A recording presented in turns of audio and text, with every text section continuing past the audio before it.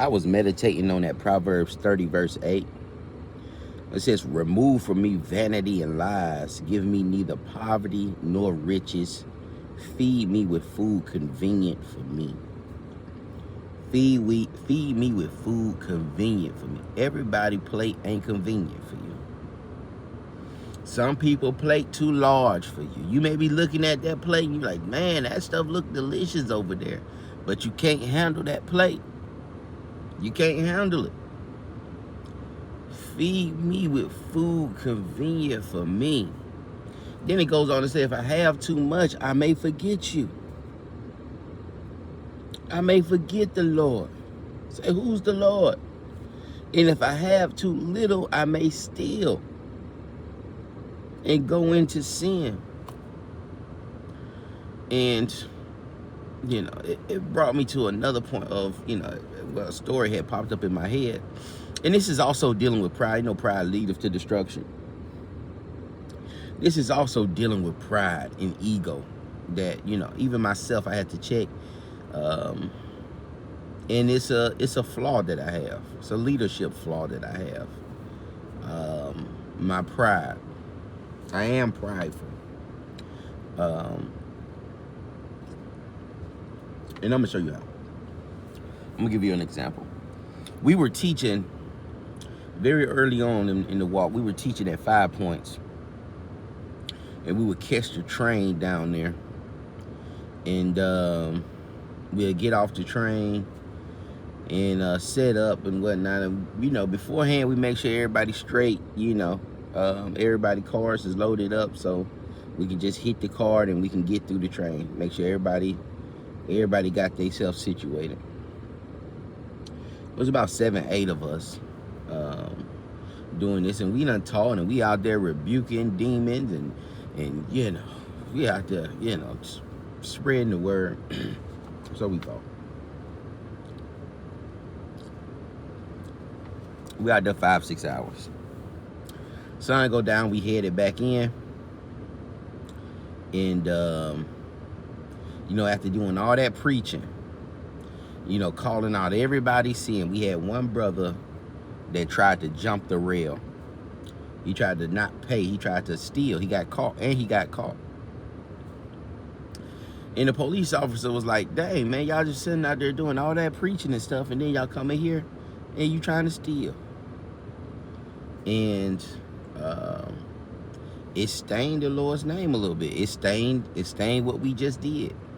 What we thought we just did for the Lord, it put a stain on it because my brother jumped the rail. Now, why did he jump the rail? Because of his pride. And, you know, in some stages, it is good to have that level of pride, but, man, when you can ask for help, ask for help. There's a pride where you can be low and you just don't want to ask nobody for help. And sometimes that's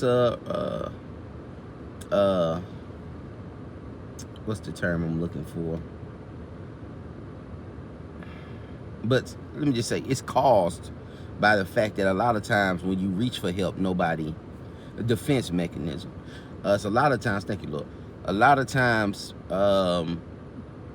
people, you know, it's caused by people reaching out early in life in certain times when they really need it and they didn't have nobody, and people had to tell them no, and now they a little, you know, now they don't really want to ask. So brothers, you know, he just didn't want to ask none of us. He felt, hey man, y'all already done enough. I don't want to burden the brothers. And that's part of it. You know, part of it is, you know, part of the gospel and fulfilling the law of Christ is taking on each other's burdens. All right, take on each other's burdens and fulfill the law of Christ. He didn't allow us to do that because of his pride. You know, he didn't want to ask, he didn't want to burden. And sometimes, like I say, it's a leadership flaw even in myself. I don't be liking to ask, you know, but, you know, you have to ask. You have to designate people to do certain things. You have to, you know, you can't be trying to do everything yourself, even in business. Your business can't grow if you just the only one trying to do everything. You're gonna have to ask people to do things, or you're gonna have to pay people to do things. Whatever. It's the same thing. But that pride, he was so low too with the money that he didn't have the $2 to jump the rail. But of course, all of us had the money. It's nothing for you to ask, and we gave you them $2, and brothers wouldn't have thought nothing of it at all. But yeah, he felt a certain way. And again, I've been in that position a lot of times where that ego and that pride gets in the way. And I'm sure some of y'all have been in that situation where it's certain things that you need to do, but you don't want to do them because your pride. You don't want to take that job because of your pride, knowing that you got to get something coming in. You don't want to be seen doing this, or I don't want to see, or you holding on to certain things, certain businesses that aren't really profiting. You say, well, I don't want to be seen as no failure, and I don't want to be, but man, you got to do what you got to do. This ain't the season for pride, man. You're going to have to do whatever you need to do and get out here on the grind, and spiritually, you're going to need to, disconnect from what you got to disconnect to, plug into what you need to plug into. But yeah, that was it, y'all. Just that understanding food that's convenient. Food that's convenient for you. And a lot of times on the opposite end, when you looking at a plate, you don't know what come with that plate.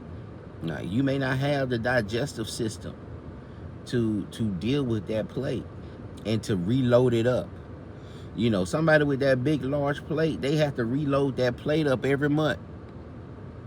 Every month they gotta load that plate up, and it's a lot of stress to get that plate. Like that plate has a stress level. So like pipes can burst. That plate has a stress level that comes with it. You have to be strong. You can't be one of them little paper plates. To hold that kind of food. And sometimes when we do get these major places, it can change some of us. You may think, oh well, it ain't gonna change me, man. I mess around, hit the lottery, I get $100 million. That ain't gonna change me, and I'm gonna still do the work of the Lord, and I'm gonna do that. Man, you don't know that. I don't know that. I pray that I still focus on it, but I don't know. 100 mil. I'll be thanking the Lord, and then you like, hey man, yeah, I'm gonna thank the Lord, and but are you gonna still do the work? Are you still gonna teach? Are you gonna use that money to spread the gospel? Or are you gonna bury that thing like the parable of the talents, and you put that money under a rock somewhere, and you done ducked off on some island, and you're like, man, I'm gonna retire, live the rest of my life. That's it. And so you'll see a lot of leadership, man, he wasn't like that before. I've seen that with, one of these communities we be talking about a lot. And they go back to the older videos when the brother didn't really have much.